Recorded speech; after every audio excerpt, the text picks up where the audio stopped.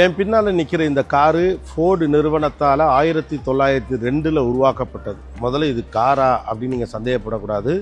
Car, அதை விட ரொம்ப முக்கியமானது இது ஒரு ரேஸ் கார் அப்படிங்கிறது தான். ஃபோர்டு நிறுவனத்திற்கு விளம்பரம் கிடைத்தது அவங்க வெளியிட்ட விளம்பரங்களால் இல்லை, ரேஸ் ட்ராக்கில் தான் ஃபோர்டு பாப்புலாரிட்டி ஆச்சு.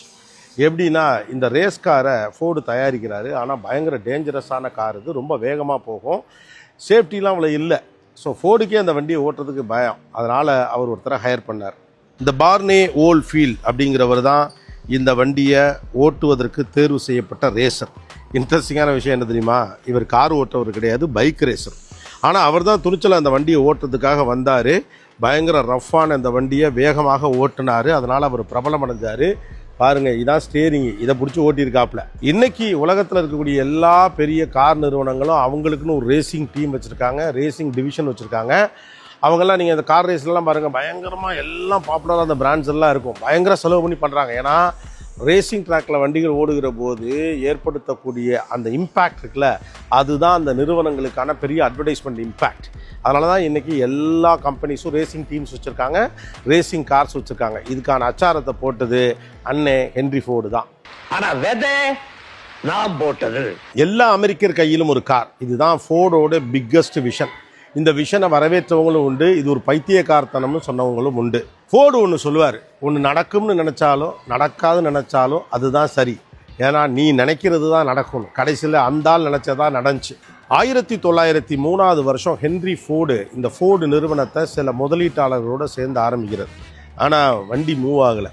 ஏன்னா அப்போல்லாம் கார் வாங்குகிற ஐடியா யார்கிட்டையும் இல்லை, அதுக்கான காசும் இல்லை, ஓட்ட ரோடும் இல்லை, டெக்னாலஜியும் இல்லை. ஆனால் கேம் சேஞ்சர் அவங்களுடைய மாடல் டி தான். 1908 மாடல் டி உள்ளே வந்த உடனேயும் மக்களுக்கெல்லாம் கார் வாங்கணுங்கிற ஆசை வந்துருச்சு. ஏன்னா அது காம்படிட்டிவ் ப்ரைஸில் அவரால் கொடுக்க முடிஞ்சது தான் அதோடைய முக்கியமான காரணம். அந்த காலகட்டத்தில் வார சம்பளம் $20. இந்த கார் $500 $800 ஃபோர்டு கொண்டு வந்தார். அதனால தான் மிடில் கிளாஸ் எல்லாம் கார் வாங்க ஆரம்பித்தாங்க. இது ஒரு வர்க்க பேதத்தையே உடைச்ச ஒரு கார். இந்த மாடல் டீயை நான் வளைச்சு காட்டுறதுக்கான காரணம் அதுதான். அது வரைக்கும் கார் என்பது பணக்காரர்களுக்கான சொகுசு வாகனம் என்றிருந்த நிலையை மாற்றி it is a mode of transportation அச்சாந்தாலே. இந்த காரோட ஸ்பெஷாலிட்டி என்னென்னா, சாவி போட்டு வண்டியை ஸ்டார்ட் பண்ணலாம். இப்போலாம் நம்ம பட்டன்லலாம் அமைக்கிட்டு இருக்கோம்னு வச்சுக்கோங்களேன். சாவி போட்டு ஸ்டார்ட் பண்ணுற மெத்தடு இந்த காரில் தான் வந்துச்சு. இந்த கார் வந்த பிறகு தான் அந்த காரை ஓட்டுறது எங்களுக்கு ரோடு வேணும்னு கேட்க ஆரம்பித்தாங்க. ஸோ ஃபோர்டு எல்லார் கையிலையும் காரை மட்டும் கொண்டு போய் சேர்க்கலை, அமெரிக்காவுடைய ரோடு இன்ஃப்ராஸ்ட்ரக்சருக்கான ப்ரெஷரை உருவாக்குனதுமே ஃபோர்டு தான். ஃபோர்டோட ஹிஸ்ட்ரியிலையும் வேர்ல்டோட ஹிஸ்ட்ரியிலையும் 1914 ரொம்ப முக்கியமானது. ஏன்னா ஃபோர்டு அசம்பிளி லைன் மெக்கானிசத்தை கண்டுபிடிச்சது அப்போ தான். அப்படி கண்டுபிடிக்கப்பட்ட பிறகு 12 மணி நேரம் தயாரிக்கப்பட்ட ஒரு காரை தயாரிப்பதற்கான காலம் என்பது ரொம்ப குறைஞ்சிருச்சு, ப்ரைஸு குறைஞ்சிருச்சு.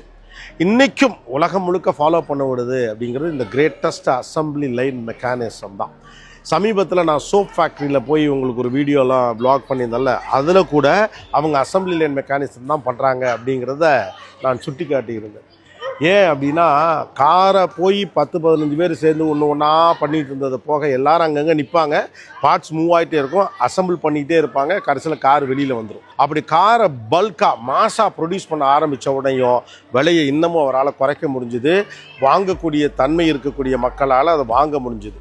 எப்போதுமே ஒரு விஷயம் சொல்லுவாங்க, what the product that you create, அதை விட ரொம்ப முக்கியம் what kind of an impact that you create by your product. பொருளை தயாரிப்பதை விட என்ன மாதிரியான விளைவை நீங்கள் உருவாக்குகிறீர்கள் அப்படிங்கிறது ரொம்ப முக்கியமான விஷயம். மறுபடி அவரை பற்றி சொல்லப்பட்ட விமர்சனத்தை வைக்கிறேன், ஏன்னா எல்லார் மீதும் ஏதாவது விமர்சனம் வைக்கப்படுகிற போது நம்ம தளர்ந்து போயிடுறோம். அவர் மீது சொல்லப்பட்ட அந்த விமர்சனத்தை மறுபடி சொல்கிறேன். ஒரு நெருங்கவே முடியாத பைத்தியக்கார கனவை துரத்துகிறவன்னு விமர்சிக்கப்பட்ட ஃபோர்டு தான் இன்றைக்கி உலகம் கொண்டாடும் இதை உருவாக்கின ஒரு ஆள். So it's a very simple thing, conviction matters.